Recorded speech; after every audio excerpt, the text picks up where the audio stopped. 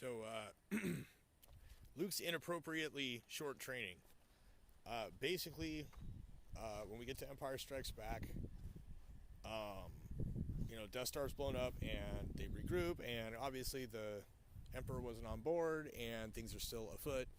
And so we find out that, of course, the villain isn't the real villain. There's a guy behind him.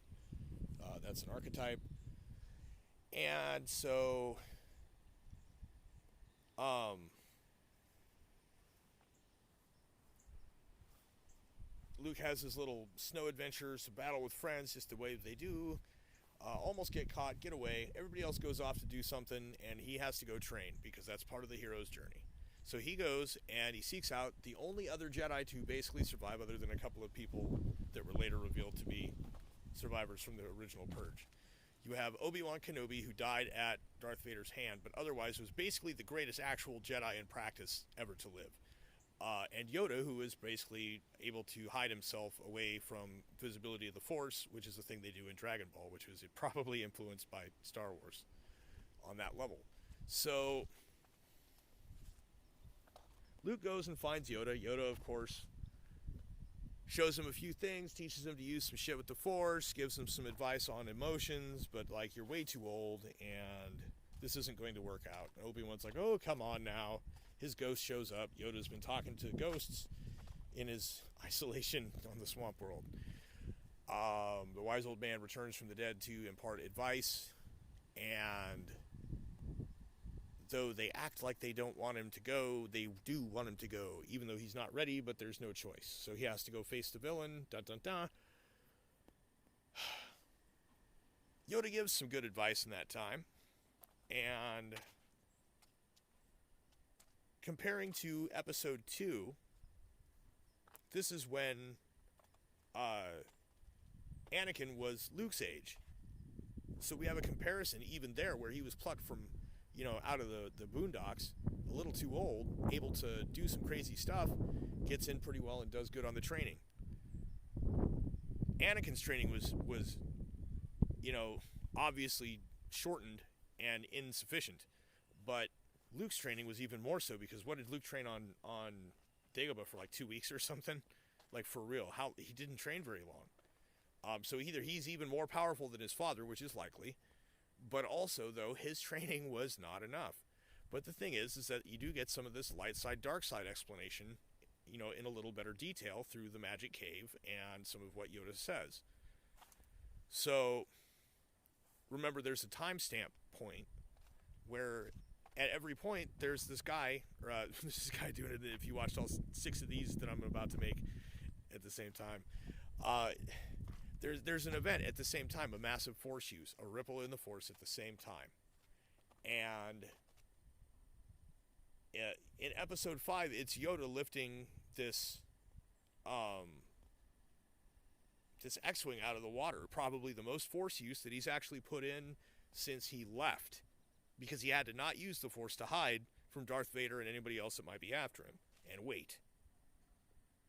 And of course, it's hinted that Obi-Wan was able to Force Ghost talk to Qui-Gon's spirit before Yoda left, so, I mean, they were able to communicate through the Force via Qui-Gon, supposedly. So,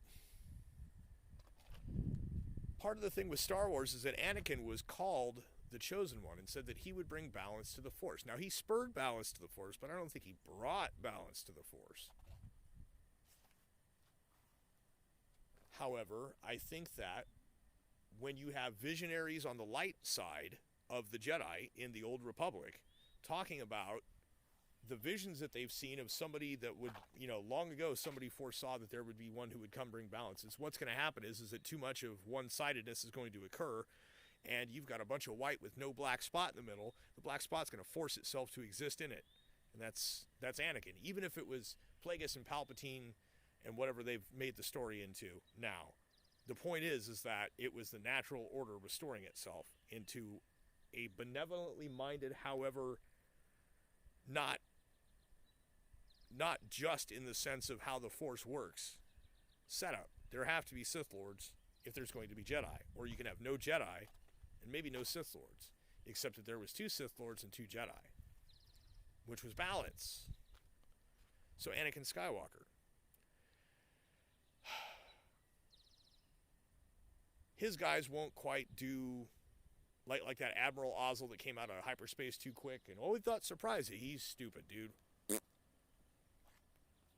You assholes couldn't do it right. Let's go take a ride through that asteroid belt. After them. People are dying. It's crazy. He doesn't even care. He's like, whatever, dude. Whatever. It doesn't matter. He's not even driven by malice. He's driven by nihilism at that point, I think, and despair. So, then the big revelation. No, I am your father. I got that one right. I can remember that one. Luke gets his hand cut off. Now, Obi-Wan has cut a shitload of limbs off. Anakin's cut a few limbs and a head off. Anakin's got his hand cut off. Luke's got his hand cut off. Mace Windu got his hand cut off. Severing of limbs must be archetypal. So then, middle story of triple cycle, bittersweet, anticlimactic ending, right? It's an anticlimax, which is like an anti-hero. It's an archetype. It's how it works.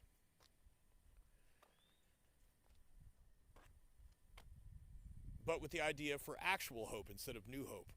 So the hope continues. What have we learned about Anakin?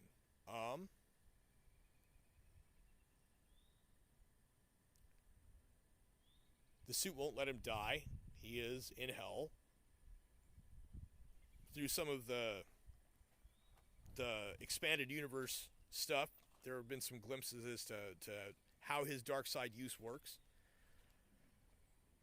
The dark side can physically force cells to regenerate. However, as soon as the force is relaxed and not imposed on it, they retreat to their former dead state.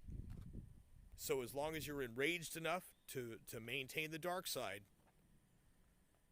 you can force yourself to remain alive, but the second you relax that rage and hatred, you're going to die. You're going to go right back to Char.